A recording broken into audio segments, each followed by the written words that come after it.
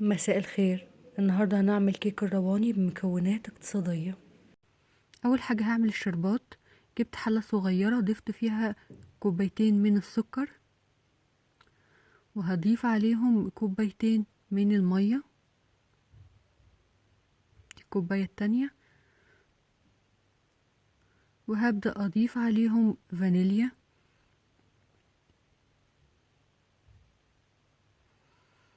وهجيب ليمونة هعصرها، بس هعصرها في المعلقة علشان أي بذر ما ينزلش.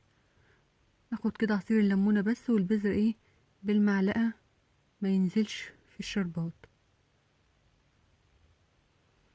ببدأ ادوب كده السكر على البارد قبل ما ارفعه على النار، تدوبيه كويس كده.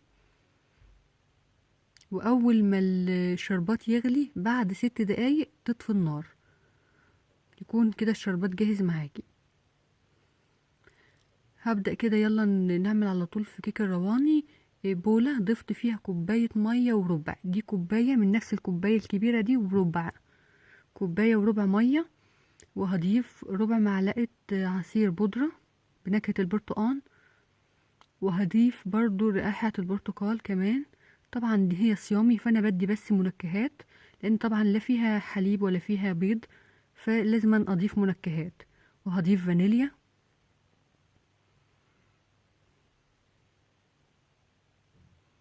وهضيف نص كوب سكر،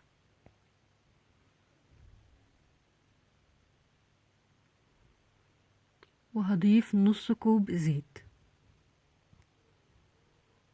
كمان المقادير هتلاقوها في صندوق الوصف بالظبط، السهم اللي جنب الفيديو بتضغطي عليه او كلمة المزيد بتضغطي عليها بتلاقي المقادير. ببدأ ادوب كده السكر بالمعلقة، انا مش هتستخدمي حاجة الا المعلقة بس، ولا مضرب يدوي ولا خلاط ولا اي حاجة.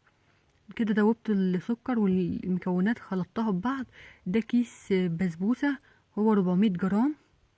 وهضيف عليه كوباية من الدقيق، هبدأ انخلها كده، كوباية كبيرة، يبقى 400 جرام ضفت عليه كوباية كبيرة. طبعا عايزة الكيس ده عايزة تعرفيه قد ايه بالكوباية، برضو في صندوق الوصف.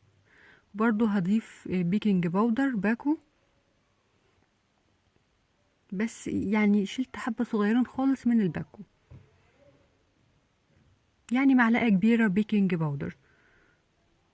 هبدأ بقى بالمعلقة برضو اخلي كده تختلط كده، يعني اخلطهم ببعض. طبعا دي مش بتحتاج عجن ولا اي حاجة، هي بالمعلقة انا هخلي كده المكونات كلها تختلط بالمعلقة بس كده. بس برضو بديها في اتجاه واحد، اخلي كل المكونات تختلط ببعض بالمعلقة.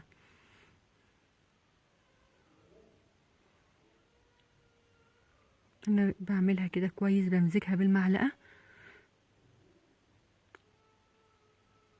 بكون دلوقتي مسخنة الفرن، تسخنيه دلوقتي. وهبدأ بقى اجيب الصينية كده، خلاص خلصت معايا. هبدأ ادهن الصينية. بصوا قوامها زي ما انتوا شفتوا كده، وهتشوفوه وانا بضيفه في الصينية. دي الطريقة الصح لكيك الرواني، القوام بتاعها يكون فيه يعني السيولة دي. بصي يعني دي انجح طريقة بتطلع معاكي زي ما شفتيها في اول الفيديو. طالعة ازاي؟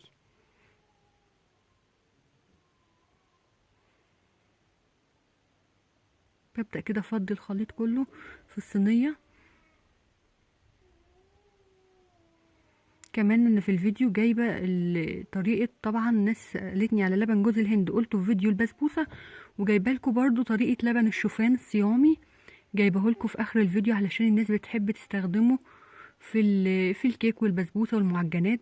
بس تابعي الفيديو للاخر عشان تشوفي كمان لبن الشوفان ازاي بيتعمل.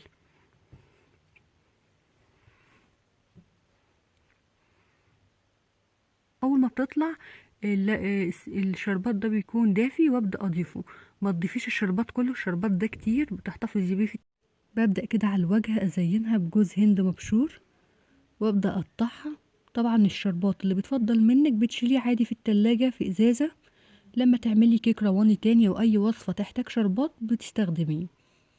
ببدا اقطعها كده اتمنى تضغطي لايك للفيديو علشان يروح لكتير من المتابعين، وتعملي اشتراك وتفعلي الجرس على الكل. صندوق الوصف اللي هو كلمة المزيد، كلمة المزيد اللي جنب العنوان هو ده صندوق الوصف. بصوا بجد طلعة تحفة بدون حليب وبدون بيض، وطلعة جميلة جدا. اتمنى تجربيها بجد، هتعجبك جدا وتردي عليا في التعليقات. بجد طلعة تحفة، طريقة سهلة خالص وبسيطة وبجد وجميلة جدا زي ما انت شايفة كده. بجد تحفة، اتمنى تجربيها.